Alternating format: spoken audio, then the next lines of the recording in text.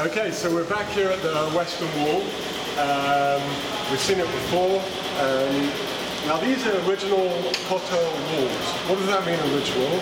These stones here at the bottom were built in the times of Herod, 2,000 years ago. They're very distinctive. Why? You see they've been chiseled out in the middle, in a square. They've been chiseled out to perfection. Amazingly done. This was only done by Herod in Herod's time, and they're very easily identifiable. The typical size of a stone is about 1.2 meters squared. Here in the middle, you see a different type of stone, and on the top, a different stone. What do you think about the top? Do you think those stones are original? No. Correct. I'll talk about those stones in a second. Let's concentrate for a second on this middle stone. This is a big stone, one would say. It's known as the Great Stone. In fact, can I have two volunteers? What's your name? Ashid, please. Please stand at the southern side of this stone and stop where you see the stone ends. And what's your name? And can you please follow the stone and stop where you see the sea? If you see where Ashi and Eliakim are standing, this is all one stone from here to there. In fact, it's 13.6 meters. It's one of the largest stones in the world. Probably it's the largest, one of the largest objects moved by human beings without machinery. Now you're all wondering, how much does such a thing weigh? How much do you think it weighs? A lot. Very good answer. It does weigh a lot. Guys, you can come back. Thank you very much. This stone weighs 570 tons. Whoa. Just to put that into perspective, an elephant, a large male elephant, weighs about 5 tons. That's 120 elephants. A tank, a Merkava Israeli-made tank, weighs about, I'm making it up now, right? 60 tons. So we're talking about nine tanks. How did they get it here? That's your next question. I have no idea. No one really knows. There's a bunch of theories. I'm not going to get into it now. But either way, 2,000 years ago, thousands of Jews carried this stone here. They probably hewed it out of the rock in the north, slightly north to here, and brought it over here. Very impressive feat. You may have noticed the top of the stone is not all equal. It's chipped out at the top over here to the right. What's the story behind that? In 70 CE, when the Romans destroyed the temple, they wanted to destroy everything. And they chiseled this stone. They tried to topple some of the stones.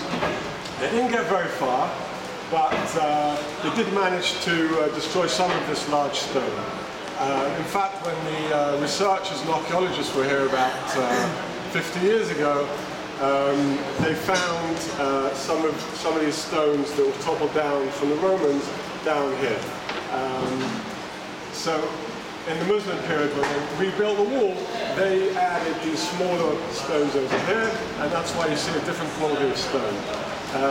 Why such a big stone, you may ask? Anyone have any ideas?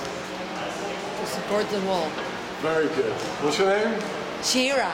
Shira, you're a genius. Thanks. In fact, what we see here, we're not at the Herodian level. The Herodian street level goes down about 7 meters plus. The reason why you have such a big stone is to stabilize the smaller stones below in case of an earthquake. There were certain topographical issues here. They were worried particularly here about earthquakes, so they made this large stone here to make sure this wall never fell. And in fact, it didn't. It's here till this day.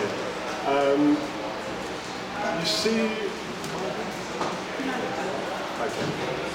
One other thing you may notice is these holes over here. Very curious fact. Why these holes in this stone? The answer is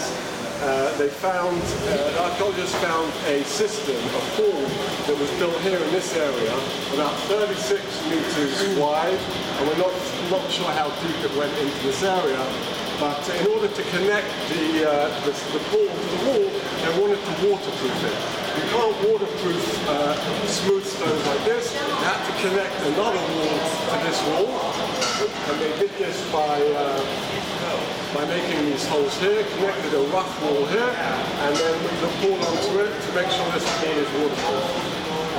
This is remains from that pool from about 1700 years ago, the Byzantine period.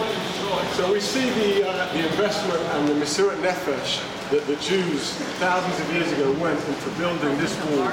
And as the Talmud says, someone who didn't see a Herodian building, didn't see a real building in his life. This is only the outer wall of the Temple Mount. The Beit HaMikdash, the temple, is inside here. You see the beauty of it, just the outer wall. You can only imagine to yourself the beauty of the temple in its glory days. And may we, as Jews, show the same Mesirat Nefesh, the same will and responsibility in terms of building the Jewish community and etc.